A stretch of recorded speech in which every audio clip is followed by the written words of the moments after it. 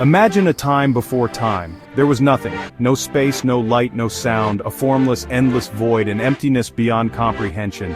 Then, from this nothingness, a spark, a presence, a consciousness beyond our understanding. This was the first being, the source of all that is, was, and ever will be. This being, whom we call God, looked upon the void. He saw the potential for beauty, for order, for life, and so, in the silence of the void, a thought formed, a thought so powerful it could reshape reality itself. This thought, this divine intention, was the seed of creation. It was the beginning of everything. Let there be light. And with these words the universe exploded into existence. Light, brilliant and pure, pierced the darkness, pushing back the void and illuminating the newborn creation. This light was the first act of creation, a testament to God's power and the foundation upon which everything else would be built. God saw the light, and it was good. He then separated the light from the darkness, calling the light day and the darkness night. The first day of creation was complete, a testament to the power of God's word. On the second day, God turned his attention to the formless void below. Let there be a vault between the waters to separate water from water. And so it was. A vast expanse formed, separating the waters above from the waters below. This expanse God called sky. On the third day, God spoke again. Let the water under the sky be gathered to one place, and let dry ground appear. As his words echoed through the void, the waters obeyed, revealing dry land. He called the dry ground land and the gathered waters seas. God saw that it was good, but creation wasn't finished. God wanted the land to be alive. Let the land produce vegetation, seed-bearing plants and trees on the land that bear fruit with seed in it, according to their various kinds. And so, from the barren earth, life sprang forth. Plants and trees of all shapes and sizes, bearing fruit and seeds, filled the land with vibrant green. God looked upon his creation, and he saw that it was good. Let there be lights in the vault of the sky to separate the day from the night, and let them serve as signs to mark seasons and days and years. The fourth day dawned, and God turned his attention to the heavens. With his proclamation, the sun, a blazing ball of fire, took its place in the sky, governing the day. The moon, a gentle, reflective disk, began its celestial dance, illuminating the night.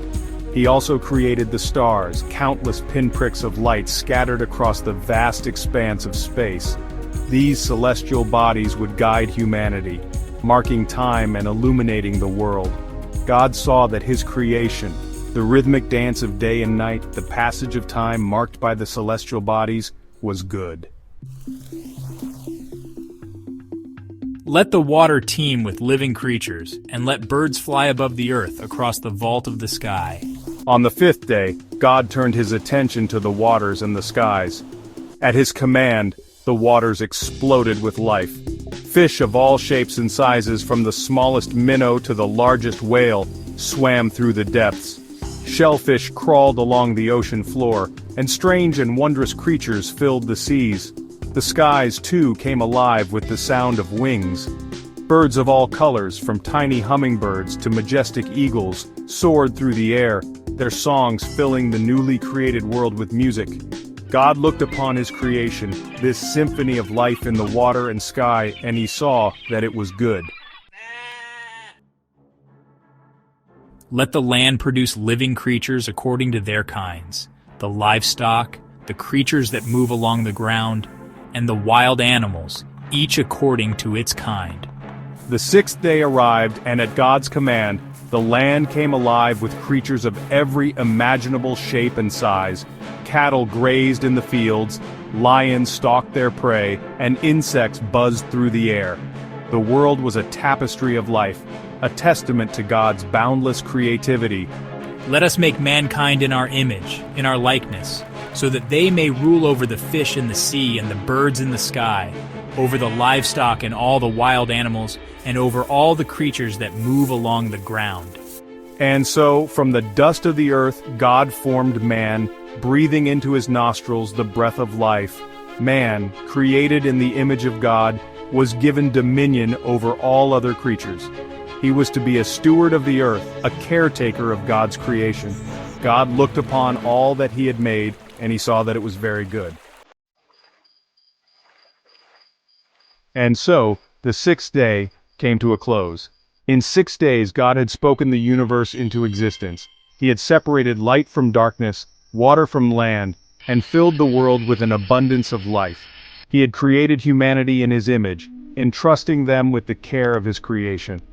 On the seventh day, God rested. He looked upon his creation with satisfaction, knowing that it was good. He blessed the seventh day and made it holy, a day set apart for rest and reflection, a reminder to humanity that even God rested after his work of creation.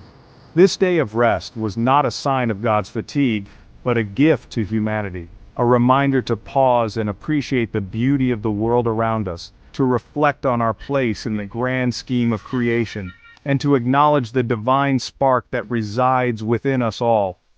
It is a day to remember that we are part of something much larger than ourselves, connected to the divine through the very act of creation.